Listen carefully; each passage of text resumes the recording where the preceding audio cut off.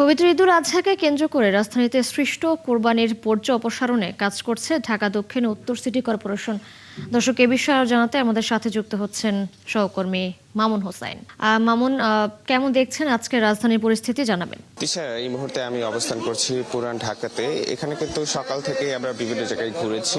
বিভিন্ন জায়গায় কোরবানির বর্জ্য ছিল, সেগুলো কিন্তু সকাল থেকে যে দক্ষিণ সিটি কর্পোরেশন রয়েছে তারা কিন্তু এখানে ময়লা অপসারণের কাজ করছে। আমরা বিভিন্ন জায়গায় দেখেছি যে পরিচ্ছন্নতা কর্মী যারা রয়েছেন তারা কিন্তু ময়লা অপসারণের কাজ করছে। পাশাপাশি আজকে কিন্তু এই পুরান ঢাকাতে ঈদের তৃতীয় দিনেও কিন্তু কোরবানি হচ্ছে। আমরা বিভিন্ন জায়গায় দেখেছি যারা বাড়িওয়ালা রয়েছে, যারা ধর্মপ্রাণ মুসল্লি যারা কোরবানি দিবেন তারা কিন্তু এখনো কোরবানি দিচ্ছেন।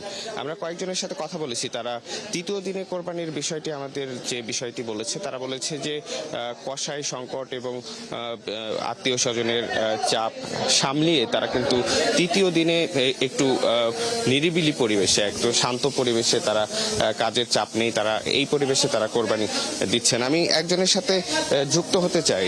আপনারা তৃতীয় দিনে কেন কোরবানি দিচ্ছেন? তৃতীয় দিনে কোরবানি দিই মানে আমাদের কষায় অভাব, তো কষায় অভাবের জন্য আমরা তৃতীয় দিনে দিই।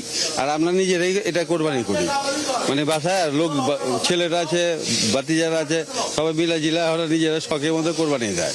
কিন্তু কষায় আমাদের লাগে না, আমরা পুরান ঢাকার মধ্যে সবই তো মানে নিজেরাই কোরবানি করি।